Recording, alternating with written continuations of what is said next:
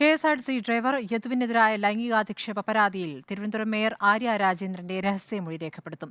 Thiruvananthapuram chief judicial magistrate കോടതിയിൽ cantonment police അപേക്ഷ നൽകി. ഡ്രൈവർ യദു അശ്ലീല ആംഗ്യം കാണിച്ചു എന്നാണ് മേയറുടെ പരാതി. KSRTC ഡ്രൈവർ യദു അശ്ലീല ആംഗ്യം കാണിച്ചുവെന്ന മേയറുടെ പരാതിയിലാണ് രഹസ്യമൊഴി രേഖപ്പെടുത്താൻ പോലീസ് അപേക്ഷ നൽകിയത്. തിരുവനന്തപുരം മജിസ്ട്രേറ്റ് കോടതി 12-ലെ വനിതാ മജിസ്ട്രേറ്റാകും മേയറുടെ മൊഴി രേഖപ്പെടുത്തുക.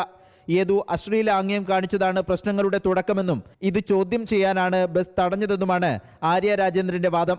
മേയറുടെ പരാതിയിൽ ഡ്രൈവർ യദുവിനെയും കണ്ടക്ടർ സുബിനെയും പോലീസ് നേരത്തെ ചോദ്യം ചെയ്തിരുന്നു. അതേസമയം കേസന്വേഷണത്തിൽ നിർണായക തെളിവാകുമായിരുന്ന ബസ്സിനുള്ളിലെ ക്യാമറ ദൃശ്യങ്ങൾ പോലീസിന് കണ്ടെത്താനായിട്ടില്ല. മെമ്മറി കാർഡ് നഷ്ടമായതിൽ കണ്ടക്ടറെയും ഡ്രൈവർ യദുവിനെയും ചോദ്യം ചെയ്തെങ്കിലും പോലീസിന് ഒരു തുമ്പും ലഭിച്ചില്ല.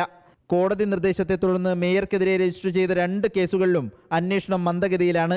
ഈ കേസുകളിൽ മേയറുടെ മൊഴി ഇതുവരെ രേഖപ്പെടുത്തിയിട്ടുമില്ല.